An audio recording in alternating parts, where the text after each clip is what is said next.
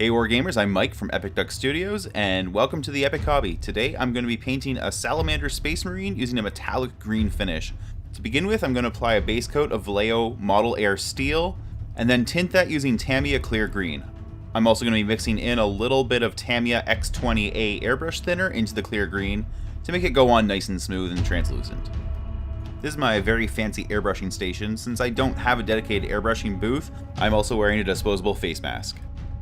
For those who are wondering, I'm running my compressor at 30 psi, and the airbrush I'm using is a Badger Sotar 2020. My compressor is a Badger Aspire Pro TC910. Prior to starting this video, I also primed the model using my normal zenithal priming technique. You'll see that in some of my other videos.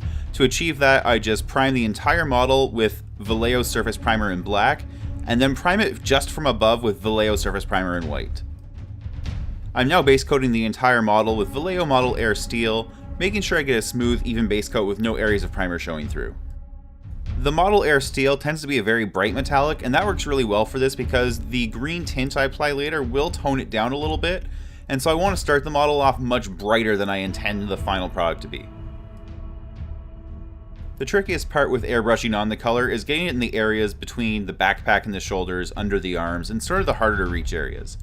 Now that's where a little bit of the darker primer might carry some shadows, and we don't really care if that happens. At this point I'm done with the Model Air Steel, and I'm just going to go ahead and clean it out of the airbrush. There's many different schools of thought on how to clean your airbrush, and I tend towards the lazier side. I find that the Badger 2020 is a very good workhorse airbrush that doesn't require a lot of cleaning. What I'm doing here is blowing through the majority of the paint. Because it is an airbrush paint, it's already pre-thin and it flows through quite nicely. Then what I'm going to do is add just a little bit of the X20A thinner directly into the pot just to blow out any larger particles that are left. Then add a little bit more in, and using the eyedropper here, I'm kind of pumping it in and out of the pot on the airbrush to help mix up any remaining paint into the thinner. And then I'm just dumping that out rather than running it through the airbrush. Finally, I run a little bit of plain water through the airbrush just to make sure there's no pigment coming through anymore. Now I'm mixing up the thinned clear green. Now I want to thin this before I put it into the airbrush because the clear green tends to be a fairly thick paint. So what I'm doing here is I've got an old blister pack, and I've just added a little bit of the airbrush thinner directly to it, followed by about an even amount of the clear green paint. Now in this case, because I just want to tint the metallic, thinner is better. So I'm actually going to go ahead and add just a little bit more airbrush thinner. I want to make sure it's very, very translucent and the metallic still shows through. Now because I'm only airbrushing a single model, I didn't mix up a lot of this. If I were doing a larger squad, I'd probably want to actually mix it up into a separate pot and keep it for future use. Here I'm just spraying a little bit of the paint over the steel in the box just to make sure it is translucent enough. Now the Sotar 2020 airbrush has an adjustment dial on the back which will let me prevent spraying too much paint out, so I can make sure I keep it nice and thin and translucent. So I'm setting that pretty far forward so that I don't pull back on the trigger too far by accident and shoot out a really heavy opaque blast of paint. I want to keep it nice and thin. Now building up the green over the steel does take a little bit of patience. You're going to have to hit every area multiple times in thin coats. You want to kind of airbrush an area a little bit and leave it to dry, come back to it in a minute or so. So you'll see I kind of just work my way around the model, probably 4 or 5 times, applying a little bit each time I go around. I've decided not to edit this step down, so I'm showing you this all in real time with no transitions and no dead air cut out, except for one spot where the model was simply out of focus. And the reason for that is I want you to have an understanding for how often I'm going back and reapplying color to the same areas. Now, it might look a little tedious because I do the same thing 4 or 5 times in some spots, but compared to brushing over, say, a Waywatcher green glaze, this is much, much faster. When I did the Metallic Alpha Legion videos, people regularly ask me how to achieve the same results with a brush. And the simple truth is, unless you want to put a lot of time into glazing over and over an area with thin coats of a clear green, you're just not going to get the same result from brushwork that you are going to get from airbrushing. Honestly, airbrushing can be a little bit intimidating, and it's probably one of the last things most people get into when they start into the hobby. But if you're painting large armies, if you're painting any number of vehicles, an airbrush will pay for itself pretty much the first time you use it. Even if you only ever use it for base coating or applying a global tint like this, it's going to save you hours, sometimes even days of time.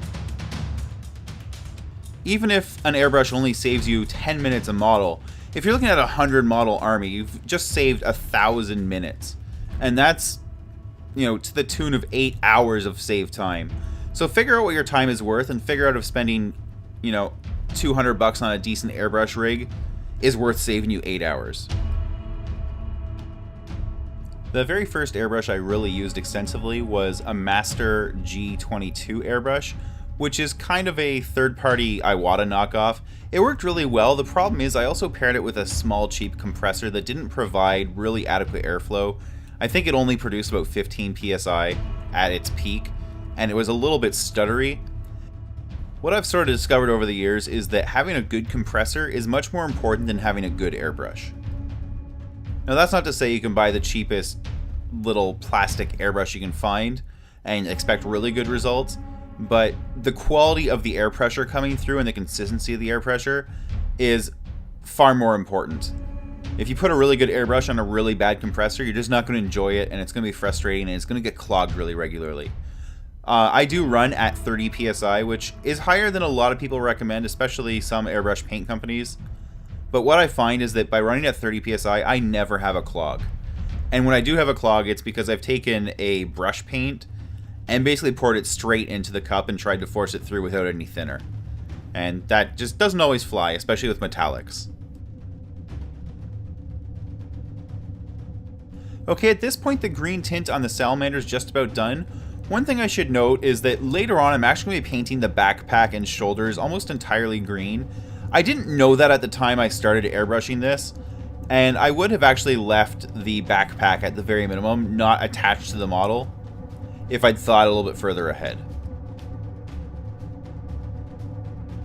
Now I'm going to clean the airbrush one more time, because obviously there's a new color in here. I'm going to use the same process that I did before, where I'm sort of pumping through the airbrush thinner into the color, and just disposing of that. Whenever I'm airbrushing, I have a spare little bowl I keep beside me that I dump the extra airbrush thinner or extra water into. It just makes cleanup nice and easy. Because I'm now done with the airbrush for the day, and because the Tamiya paint is a little bit on the gummy side, I want to make sure I'm absolutely clean at this point. So I'm going to put a little more effort into it than I did after the steel. And there we go. Okay, at this point, I'm completely done airbrushing this miniature, and I've just let it sit for about 5 minutes so that the clear green had a chance to really cure. Now to finish the base coat, I'm going to apply a wash to the entire miniature. I'm going to be using Thraka Green here, which was replaced by Bale Tan Green in the new GW range. And I'll be mixing that with just a little bit of water to thin it down.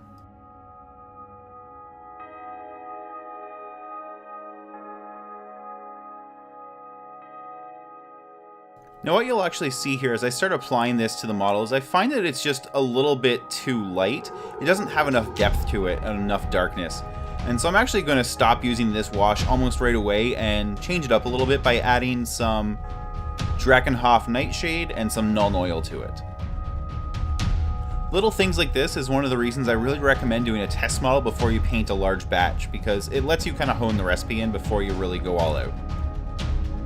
So I'm going to darken this up by adding a drop of Nuln Oil and then a couple drops of Drakenhof Nightshade, which is the dark blue shade.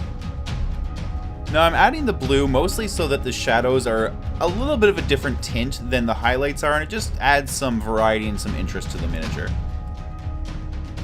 I'm a little concerned I've taken this just a little bit too blue at this point though, so I'm going to add a little bit of the Thraka Green back in as well.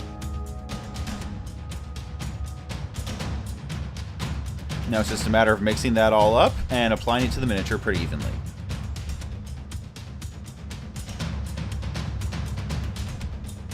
And since I have added a lot more shade, I'm also going to add a little more water just to thin it down a bit.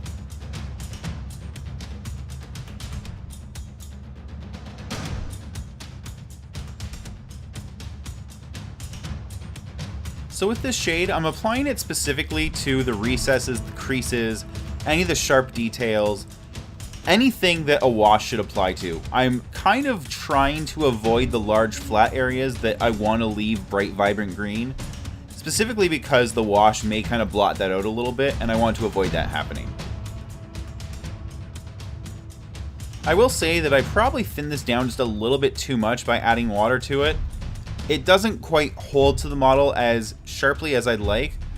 Now that's also partly because the Tamiya Clear Green has a very gloss finish, so the surface of the model doesn't have a lot of tack, and that means the shade doesn't hold as well to the surfaces of the model and kind of just slides to the bottom because of gravity. Now, as with applying the green tint, you'll see I work my way around the model more than once. This lets me see areas where the wash may have blobbed up a little bit and smooth it out or brush it away.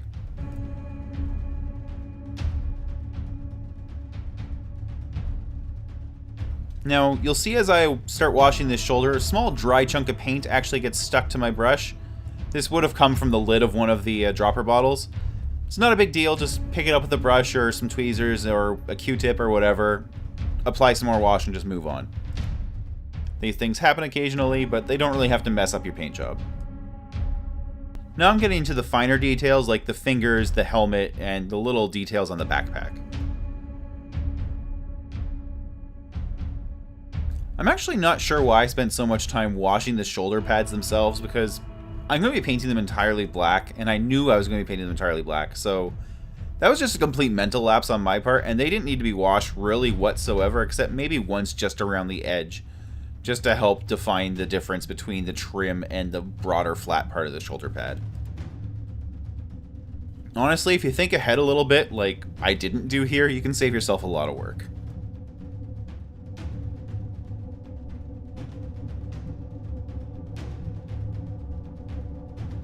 In hindsight, this wash definitely was a little bit thinner than it could have been. I also noticed at this point that I didn't drill the barrel on my bolter, which is pretty much a cardinal sin in this hobby. But other than that, I'm really happy with how this turned out, and I look forward to showing you the detailing steps in the next video. Thanks for watching, and until next time, do something epic.